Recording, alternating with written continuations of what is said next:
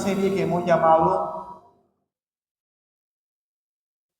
El Evangelio según Lucas, Jesús, el Salvador de los marginados.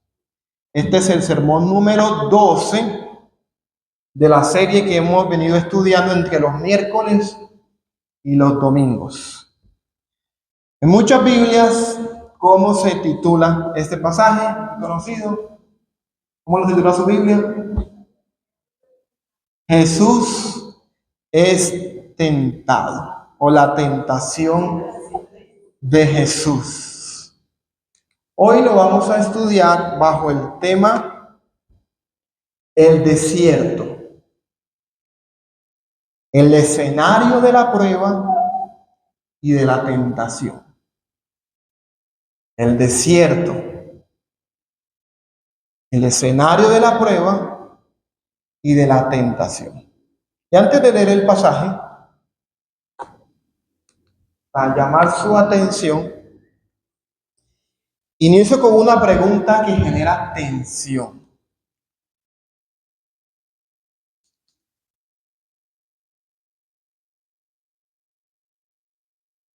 ¿Quién es el autor de la situación difícil que estás viviendo?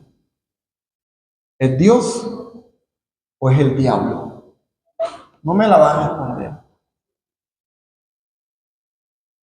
¿Quién es el autor de la situación difícil que estás viviendo? ¿Es Dios o es el diablo? El acento costeño. Porque todos en algunos momentos hemos pasado por situaciones difíciles. Y sé que para algunos puede ser un dilema. No sabemos si la aflicción que vivimos es un ataque del enemigo que debemos resistir o una prueba de Dios que debemos abrazar. Por eso te pregunto, ¿quién es el autor de la situación difícil que estás viviendo? ¿Es Dios o el diablo? ¿Por qué no le dices de tu lado? Le preguntas, ¿es Dios o es el diablo? Pregúntale, ¿es Dios o es el diablo?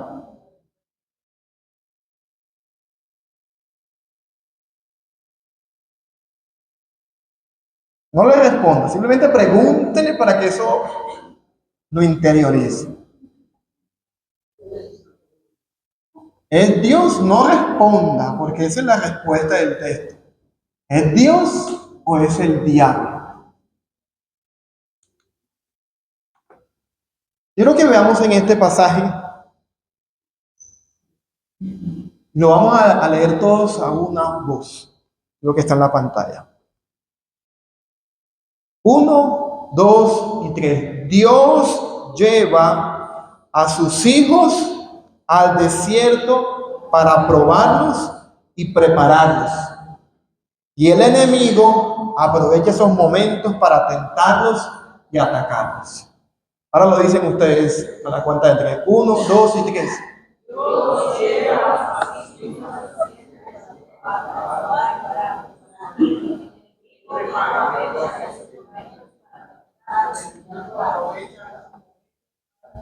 y prepararlos. Amén. Y vamos a desarrollar el texto en dos movimientos. Primero, el desierto como prueba de Dios para formarnos y el desierto como tentación del enemigo para desviarnos. Ahora sí, vamos a leer el pasaje y quiero que note, haga un ejercicio de observación para que usted lo descubra. ¿Cómo inicia el pasaje, versículo 1, y cómo termina? Listo. Entonces, si nada se lo impide, ¿qué hacemos en esta iglesia cuando leemos la palabra del Señor? Y eso, nos colocamos de pie para hacer reverencia a la palabra. Y leo para ustedes. Usted puede seguirme en la pantalla también. Si nada se lo impide, se puede colocar de pie y leemos la palabra juntos. Jesús, lleno del Espíritu Santo, volvió del Jordán y fue llevado por el Espíritu en el desierto. 40 días siendo tentado por el diablo y no comió nada durante esos días, pasados los cuales tuvo hambre. Entonces el diablo le dijo: si eres hijo de Dios, dile a esta piedra que se convierta en pan. Jesús le respondió: escrito está, no solo de pan vivirá el hombre. El diablo le llevó a una altura y le mostró en un instante todos los reinos y la gloria de todos los reinos del mundo, y dijo: todo este dominio y su gloria te daré. Dijo el diablo: pues a mí me ha sido entregado y a quien quiero se lo doy. Por lo tanto, si te postras delante de mí, todo será tuyo. Jesús le respondió: escrito está, al Señor tu Dios adorarás y a Él solo servirás. Entonces el diablo lo llevó a Jerusalén y lo puso sobre el pináculo del templo y le dijo: si eres hijo de Dios, lánzate abajo de aquí, desde aquí. Pues escrito está, oye, a sus ángeles te encomendará para que te guarden y en las manos te llevarán para que tu pie no tropiece en piedra. Tú me citas, yo también te cito. Jesús le respondió: se ha dicho, no tentarás al Señor tu Dios. Cuando el diablo hubo acabado toda tentación, se alejó de él esperando un tiempo oportuno. Y versículo 14, Jesús regresó a Galilea en el poder del Espíritu. Y las nuevas acerca de él se divulgaron por toda aquella región.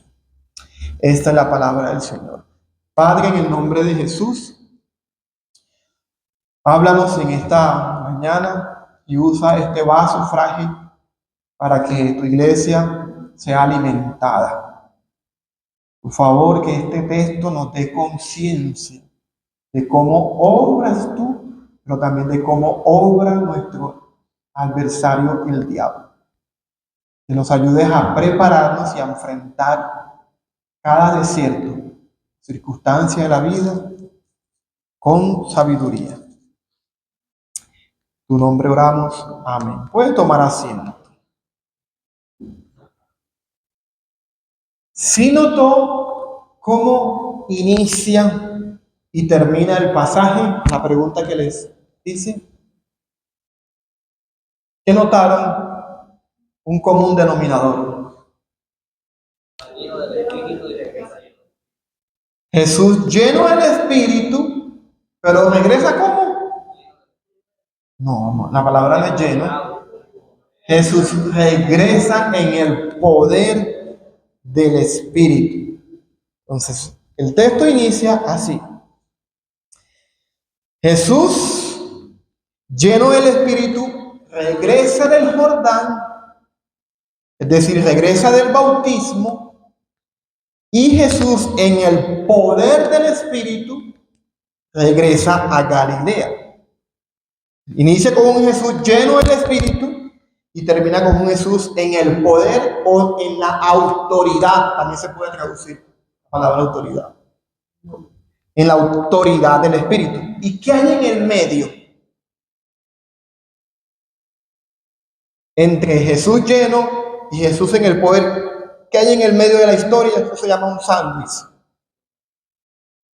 Está Jesús en el desierto siendo tentado por el diablo durante 40 días. Eso se llama sándwich o una inclusión.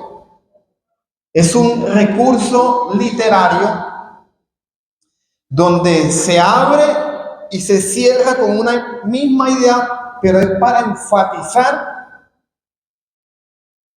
el medio, en este caso, el desierto. Y Lucas nos está diciendo que lo que ocurre en el desierto es central. Fue el escenario donde fue probada la identidad de Jesús como hijo y donde el enemigo lo tienta Pero donde una vez superada la prueba y la tentación, inició su ministerio con autoridad, en el poder del Espíritu.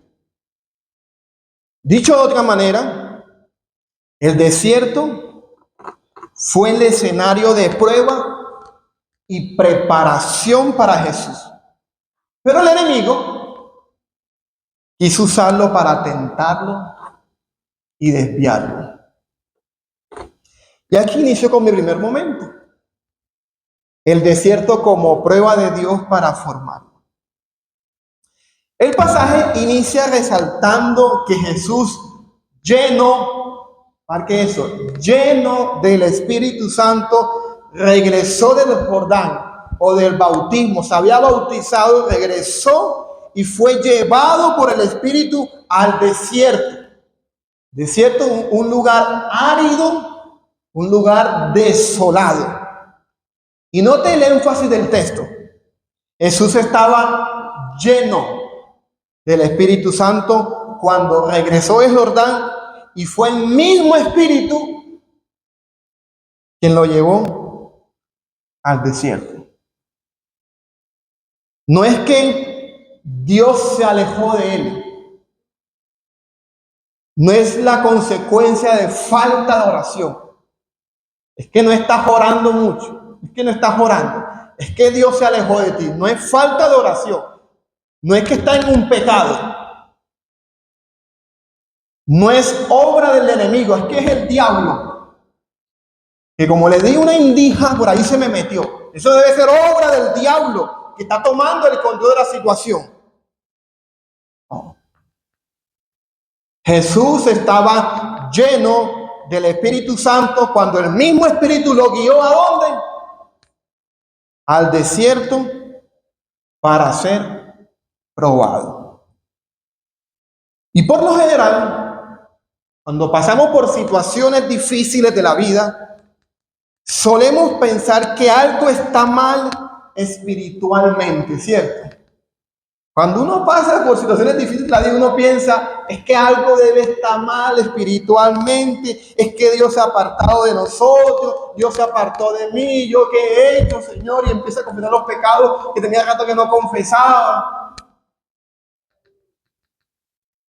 Oiga esto, pero no todo lo difícil en la vida es ausencia de Dios. Y no todo lo que duele está fuera de su voluntad. En ocasiones son pruebas o situaciones que Dios las quiere usar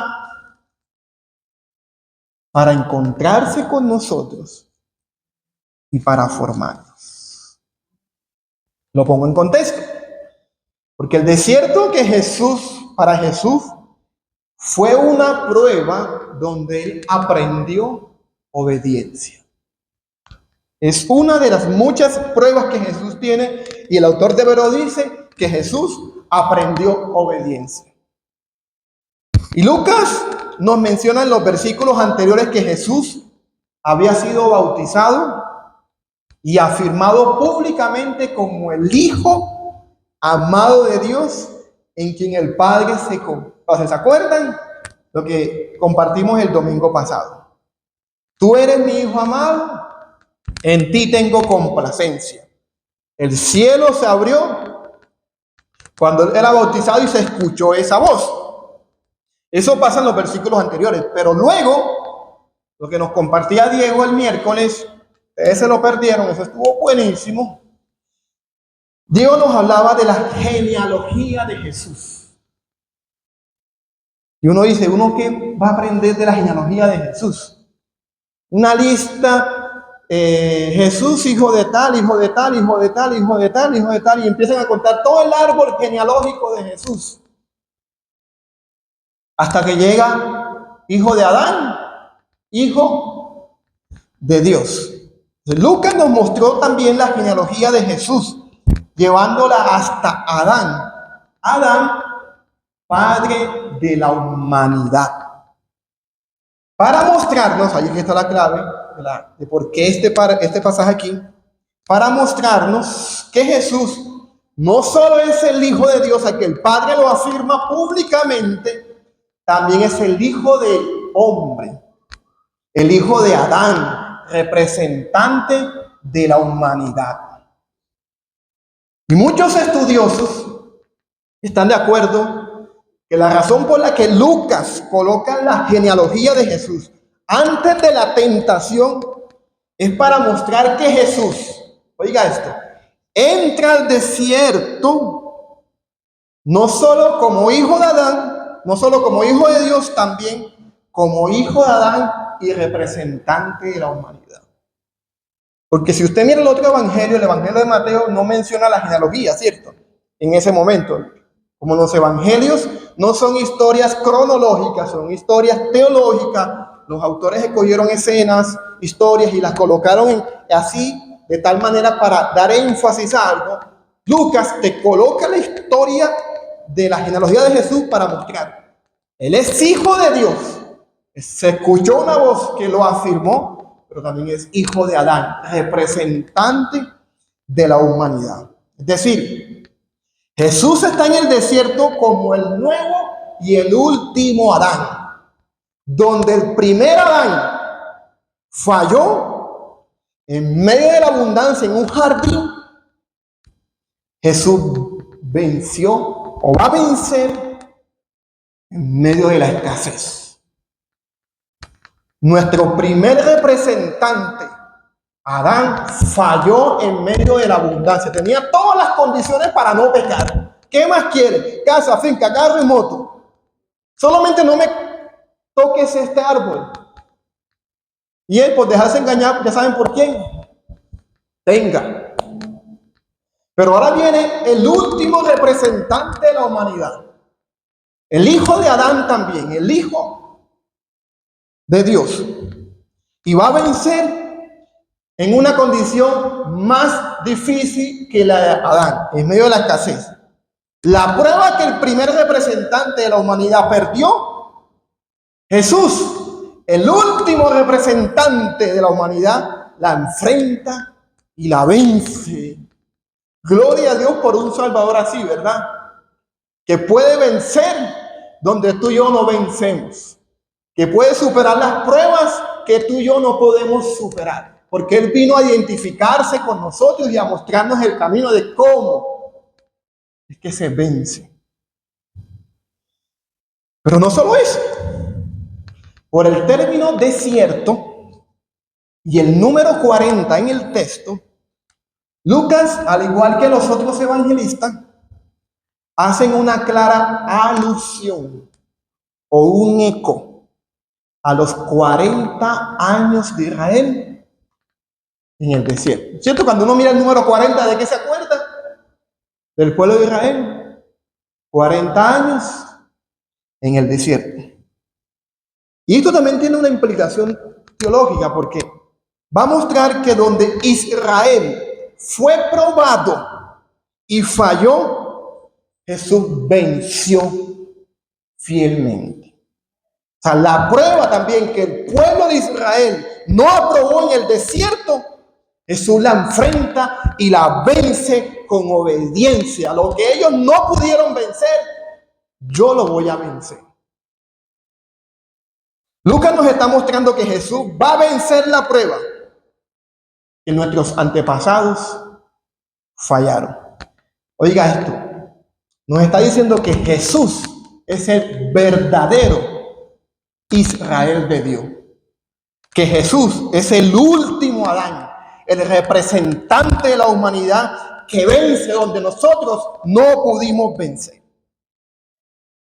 Quiero aclarar que el desierto fue un escenario de prueba para Jesús, no para ver si él podía pecar, sino para afirmar su identidad como hijo y su obediencia al Padre en las peores condiciones. El desierto está probando la identidad de Jesús como hijo y su obediencia en las peores condiciones.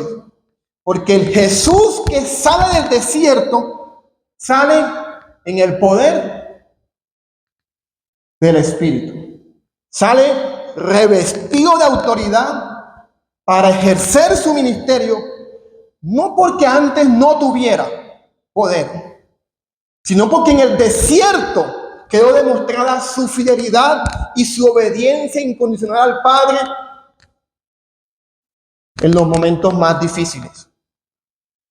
Aquí voy aterrizándolo con ustedes, porque el desierto reveló de qué estaba hecho Jesús.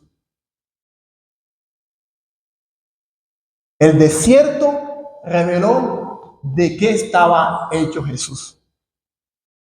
¿No le ha pasado que cuando usted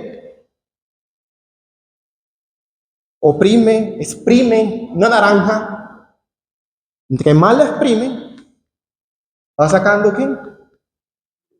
El jugo? Pues la presión va sacando lo que tú tienes por dentro. Y el desierto, la presión que Jesús enfrentó en el desierto, reveló de qué estaba hecho. Un hombre fiel y obediente en las peores condiciones. Oiga esto, los desiertos o las situaciones difíciles de la vida revelan eso, revelan nuestras creencias, revelan nuestras emociones. Cuando te están oprimiendo, cuando estás bajo presión, cuando estás en una situación difícil, eso revela lo que tú crees, revela tus convicciones, revela tus temores, tus complejos. Las cosas que realmente amas se revelan cuando estás en una situación difícil. Los desiertos son escenarios que Dios usa para probar y revelar lo que hay en nuestro corazón, a fin de formarlo. Gloria a Dios, porque esta circunstancia difícil. Le decía ahorita a los hermanos en el discipulado, cuando les abría mi corazón pidiendo oración. Gloria a Dios, porque esta circunstancia difícil que atravesé esta semana reveló esta tendencia pecaminosa que yo tengo. Esta área difícil que Dios quiere que yo se la entregue. Fui probado, como decimos en la costa, boté el chupo. Los desiertos son escenarios que Dios usa para probar y revelar lo que hay en nuestro corazón a fin de formarlo. De Jesús sacó lo mejor, fiel y obediente en las peores condiciones. La pregunta que quiero que le hagas a tu hermano: ¿cuál es tu desierto? Pregúntale de al lado. ¿Cuál es tu desierto? ¿Cuál es esa situación difícil a la que el Espíritu Santo te ha llevado para probarte y formarte? ¿Cuál es tu desierto? ¿Cuál es la situación difícil a la que el Espíritu Santo te ha llevado, te ha guiado como Jesús para probarte y para formarte? No me diga, yo no tengo desierto, porque eso es una mentira. Todos estamos pasando o vamos a pasar por desiertos en la vida. Y te voy a dar unas ilustraciones para que puedas identificar tu desierto. Y creo que a veces nos cuesta reflexionar. A mí me costó cuando hacíamos la oración de la palabra, como este texto me habla. Mi pregunta era: Señor, ¿cuál ha sido el desierto al que tú me has guiado para probarme, para ver en qué está mi confianza, en qué está basada mi identidad? Si en la opinión, en los resultados, ¿en qué? Aquí está mezclada, no le voy a decir, usted la puede identificar, pero yo voy a mencionar varios. Mira el desierto como un lugar árido y estéril, una tierra seca donde no hay vida y no ves resultado. Ejemplo: Sirves y no hay crecimiento. Una tierra seca. Inviertes en la vida de los demás y no hay fruto. Y piensa a nivel ministerial y a nivel familiar y a nivel laboral. El desierto como una tierra seca, donde no hay vida y no ve resultado. Jeremías 2:6 habla un poco acerca del desierto como esa tierra seca. Pero míralo como el lugar de escasez, donde no hay provisión. En el desierto, ¿qué falta? Agua, falta alimento. Y en la vida hay temporadas donde parece que no alcanza nada. No alcanza el dinero, no hay que comer, no hay cómo sostener a la familia, no hay cómo pagar los gastos, la universidad, no sé. Como le pasó al pueblo de Israel, Éxodo 16, cuando pasó por el desierto, no tenían que comer. He mencionado 2 ejemplos. Tercero, mira el desierto no como una tierra seca, como un tiempo de escasez, míralo como un tiempo de soledad o aislamiento. ¿Cierto que el desierto es un tiempo para estar solo? La gente se aísla al desierto. Y en la vida hay momentos donde nos sentimos abandonados. Experimentamos distancia emocional. Y a veces de nuestros seres más queridos están allí presentes, pero están ausentes emocionalmente. Hay momentos en la vida donde uno experimenta un abandono, una distancia emocional, un silencio de las personas. Como Elías, ¿se acuerdan? Que entra al desierto y se refugia al desierto porque se sentía solo. Señor, a todos, solamente he quedado yo. Y se fue para el desierto y se metió en una cueva, luchando con la depresión, luchando con la tristeza. Ese es un tipo de desierto, donde luchas con el abandono, luchas con la soledad, luchas, no te sientes amado. O este ejemplo, mira el desierto como un tiempo de silencio. Por un lado, soledad, pero también silencio.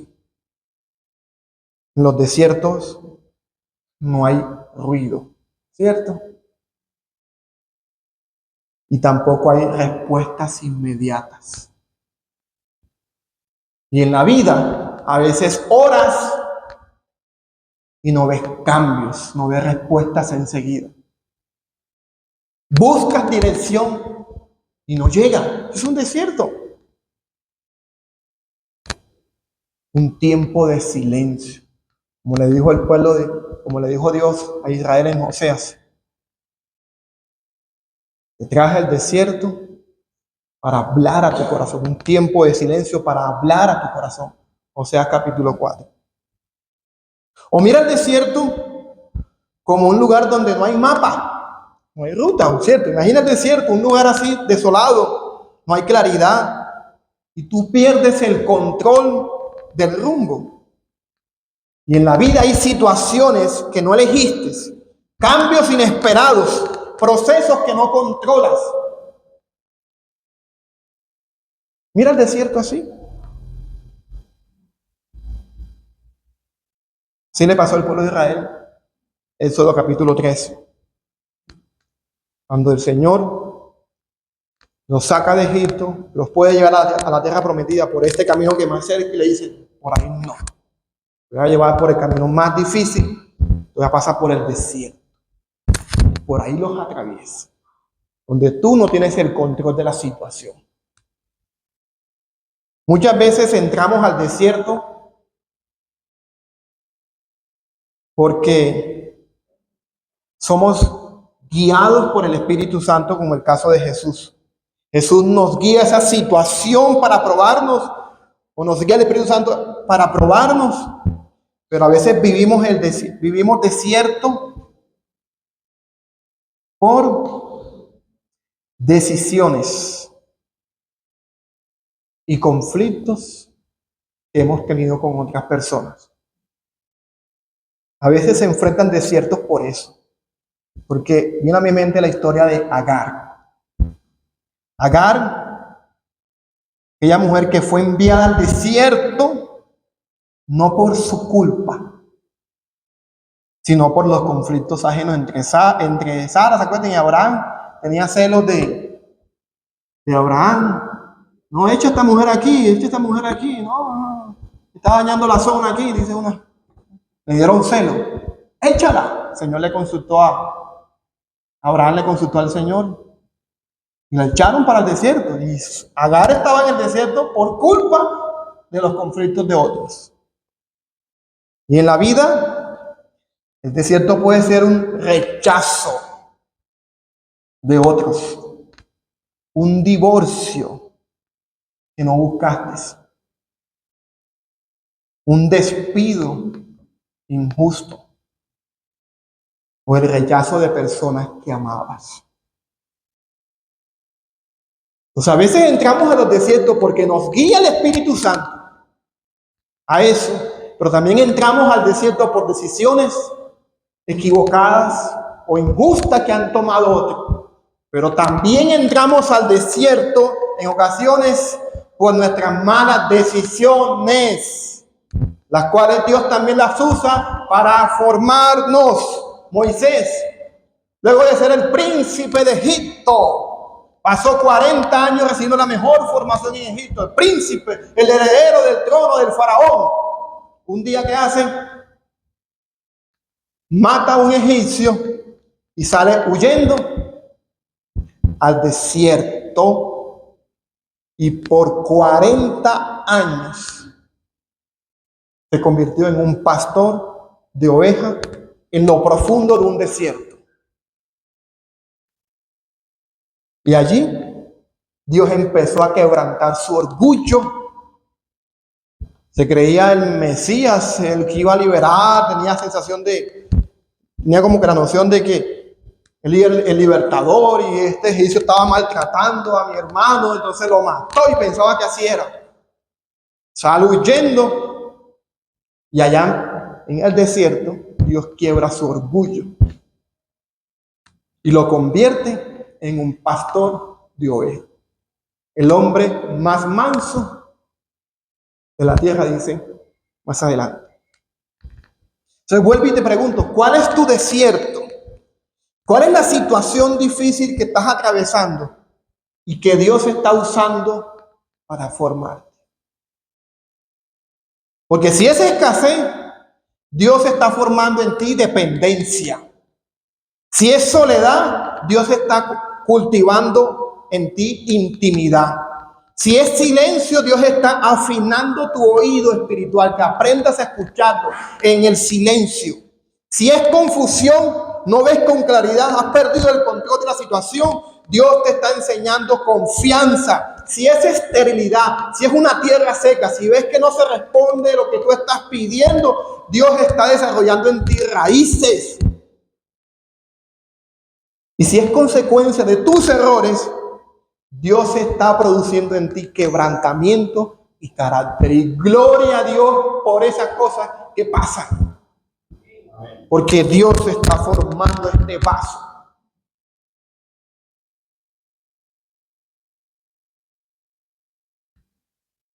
¿Cuál es tu desierto? ¿Qué está revelando de ti? De Jesús sacó lo mejor, fiel y obediente en las peores condiciones. Pero ¿qué ha revelado de ti el desierto? Que Dios quiere formar. ¿Has dejado de orar, de servir? Cuando te pasó esto,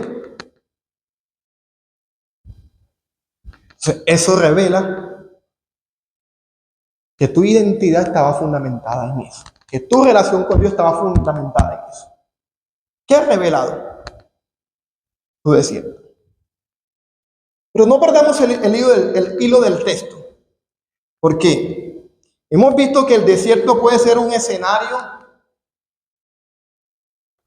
de prueba de Dios para formarnos, pero también, mientras Dios está obrando para formarnos, el enemigo quiere usar eso para tentarnos y desviarnos.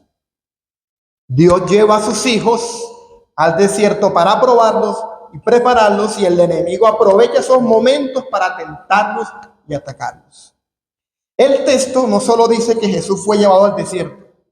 Si notaron, también dice que allí estaba siendo tentado, y la palabra siendo implica una acción continua. No es que al final, en los 40 días, recibió 3 tentaciones. Es posible que Jesús fue tentado más de 3 veces, porque eso siendo tentado implica varias veces, varias veces. Y lo más probable es que Jesús abrió su corazón con sus discípulos y les contó esta experiencia personal, porque ¿cómo pudieron saber los evangelistas que esto que le pasó a Jesús, Jesús contó eso? Entonces, él va al desierto y está siendo tentado por el diablo durante 40 días. Y viene mi segundo momento, porque el desierto como tentación del enemigo para desviarlo. Y aquí es importante notar que en la misma escena donde Jesús está siendo probado como el Hijo de Dios y preparado para iniciar su ministerio público en la autoridad y en el poder del Espíritu Santo, en la misma escena el diablo lo tienta. Es la misma escena, es el mismo Jesús, es el mismo desierto, pero ahora aparece otro actor.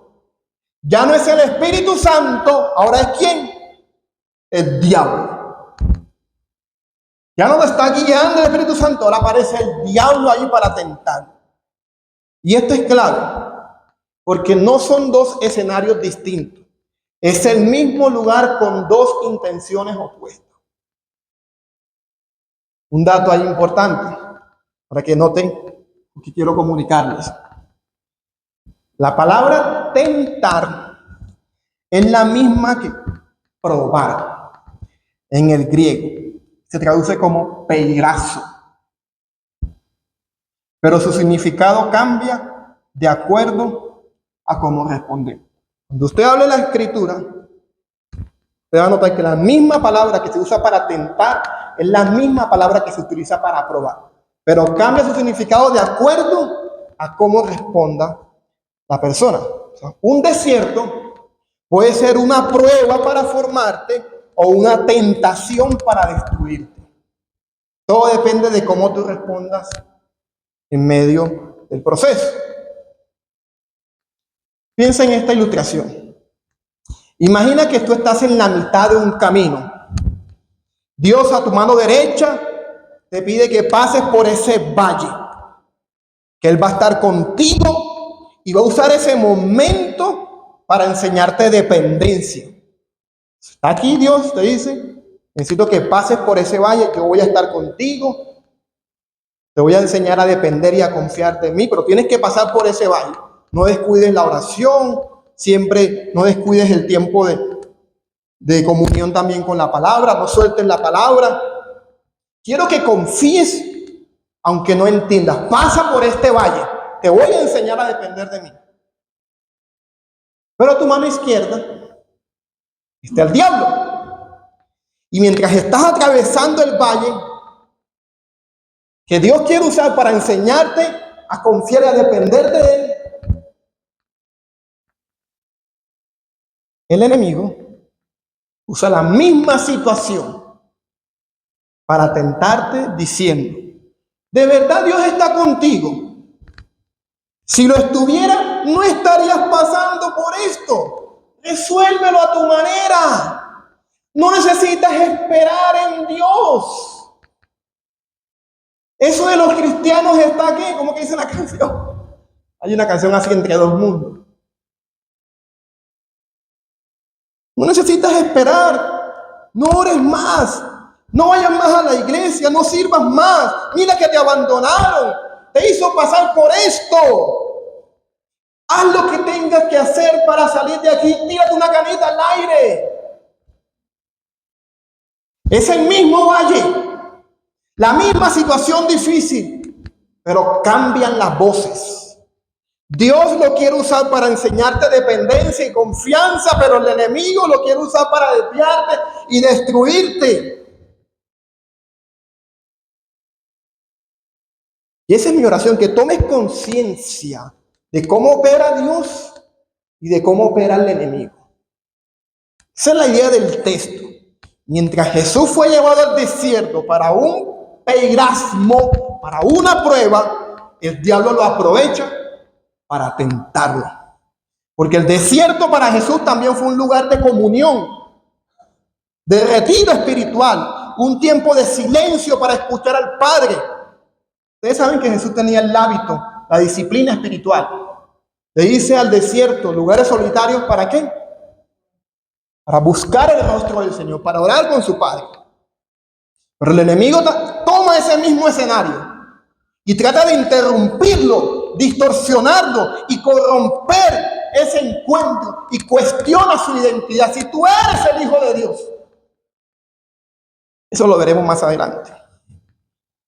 Pero observa la estrategia de Satanás, porque el texto al final, en el verso 13, ¿qué dice?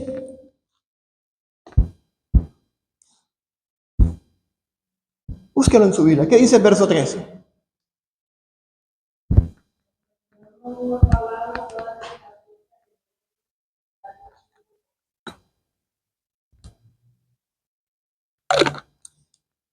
¿Eso no les parece interesante?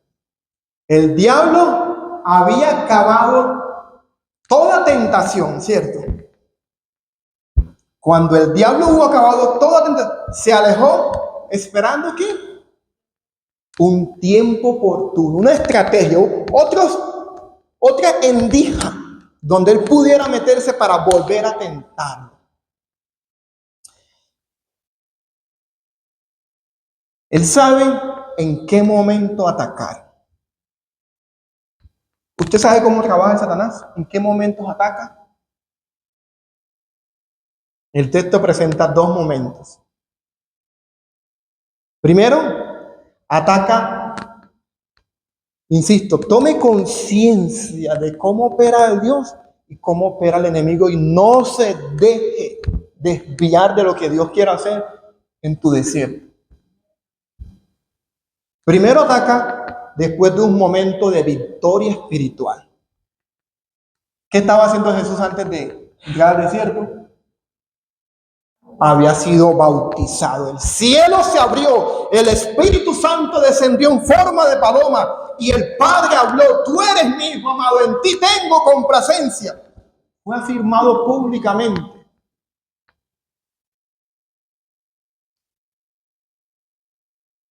Y justo después de ese momento viene la tentación. Y esto no es casualidad, es un patrón espiritual. Después de un avance espiritual, después de un encuentro con Dios, donde tú recibes una palabra en el culto, donde tú lloraste, donde tú hiciste un compromiso y sentiste el fuego en tu corazón, ahora sí, viniste a una reunión de matrimonio, de pareja, el Señor te habló. En la oración pastoral sentí el fuego de Dios empoderado para ir a predicar y vamos con todo, ¿cierto? En esos momentos de avance espiritual es cuando el enemigo contraataca. Ese es un buen título para un sermón. Contraataca. Entonces discutes con alguien en tu casa, te sientes otra vez seco espiritualmente, pierdes el ánimo para orar y una voz te dice: ¿viste? Eso no fue real. Ya volviste a lo mismo. ¿No te ha pasado? No. Esa es la primera estrategia. Te ataca en tus momentos de victoria espiritual. No los estoy asustando, pero espere el ataque. Espere el ataque. Porque yo siento que este es un momento de victoria espiritual. Que el Señor los empoderó esta mañana en la oración pastoral para predicar a las multitudes. Pero tú vas a salir de aquí preparado. El cónyuge quiere discutir contigo. ¿Qué te hacería? ¿Qué hacer? Cálmate. ¿Quieres que te lave los platos? Yo te lavo los platos. Yo hago el mandado. Yo te pido perdón. Yo tengo una... Prepárate para el ataque. Porque Jesús lo venció porque estaba lleno del Espíritu Santo. Y si tú sales hoy lleno, como Dios te está llenando, lo vas a enfrentar y lo vas a vencer en el nombre de Jesús. Dígame amén a eso. Esa es la idea. Pero nota la segunda estrategia del enemigo. ¿Cuál es la primera? Y la segunda, ataca en un momento de vulnerabilidad. La dijo Alejandra al inicio. Vulnerabilidad. Lucas nos dice que Jesús no comió por 40 días y tuvo hambre. Jesús estaba débil físicamente. Esa es una necesidad, un momento de vulnerabilidad. Y ahí el enemigo lanza su ataque. Contraataca. Decides cortar con una relación que no honra a Dios. Sabes que fue lo correcto, pero días después llega la soledad, aparece la nostalgia, recuerdas solo lo bonito, te colocan la canción de fondo, nostalgia, y el enemigo te susurra, exageraste, no era tan grave. Puedes volver. Estoy hablando de una relación que no era sana. No estoy hablando porque no me saque de contexto. Que suele pasar. Una relación que no era sana en un contexto de noviazgo, no sé, o de divorcio por causa de infidelidad, no sé. Una relación que no era saludable. Tóxica. Entonces, el enemigo usa ese vacío emocional para hacerte retroceder de tu obediencia.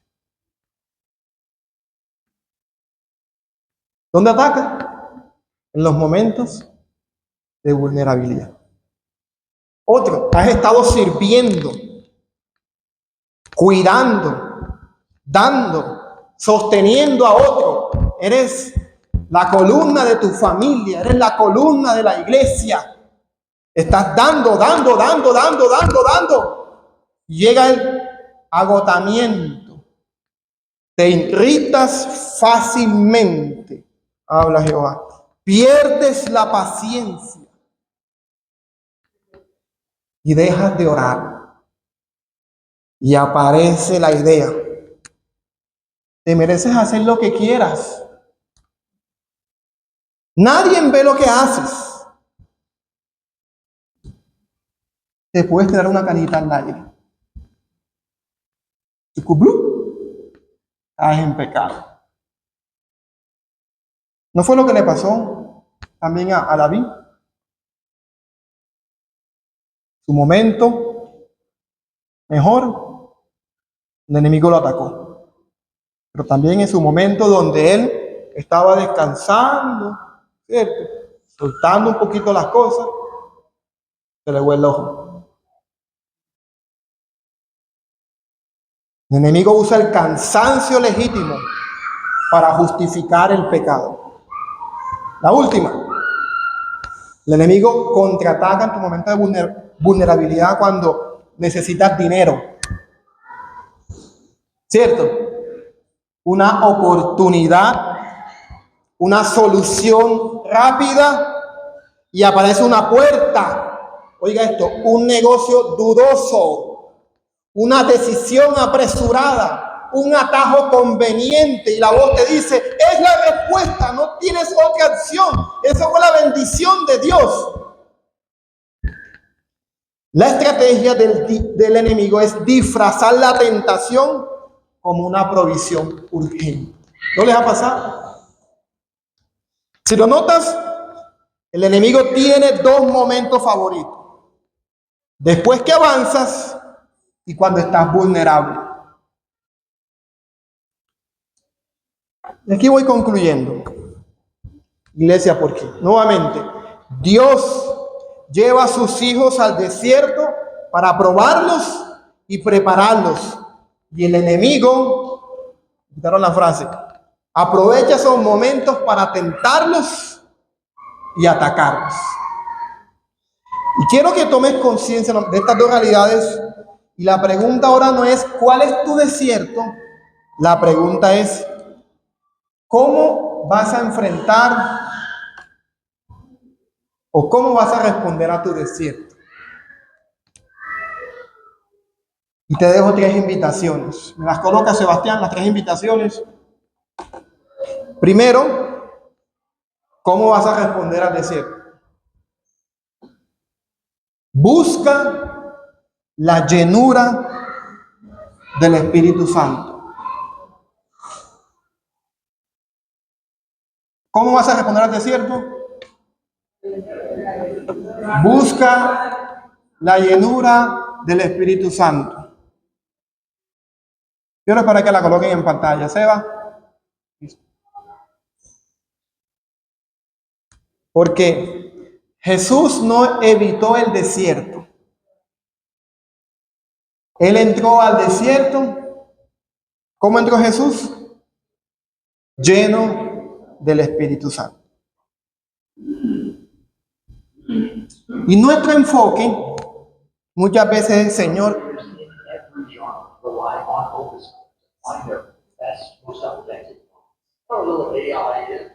ese es el enemigo.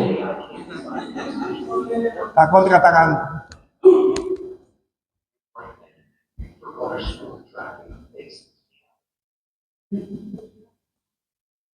¿Me puedes colocar la última diapositiva, por favor?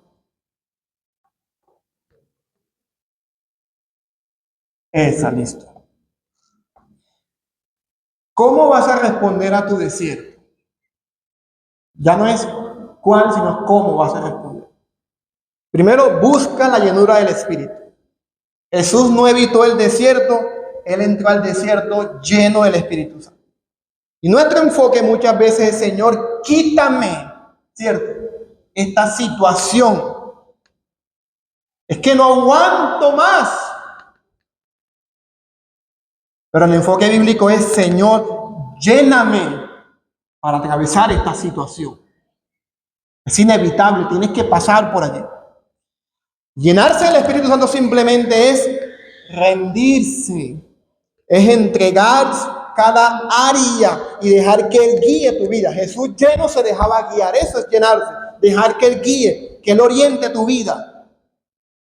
No necesitas primero que cambie tus circunstancias, necesitas estar lleno para enfrentarlo. La segunda es confía en la dirección de Dios. Jesús no llegó al desierto por accidente, Él fue guiado. Así que confía. Hay procesos que no entiendes, ¿cierto? Pero eso no significa que Dios no te está guiando. Aunque no lo entiendas, confía y pasa por allí. Aquí me estoy dando duro yo. Hoy decide no resistir lo que Dios está usando. No huir del proceso. No interpretes el desierto como un abandono. A veces es el camino correcto. Pasar por lugares difíciles. Y tercero, resiste la tentación. Porque si Jesús fue tentado, nosotros también lo seremos. No te sorprendas por la lucha. Prepárate para ella. Cuida lo que piensas, discierne las voces y permanece firme en la verdad. Estar en la voluntad de Dios no elimina la tentación, pero sí te capacita para resistir. ¿Cuántos me dicen amén a eso? Amén. Dale la gloria al Señor.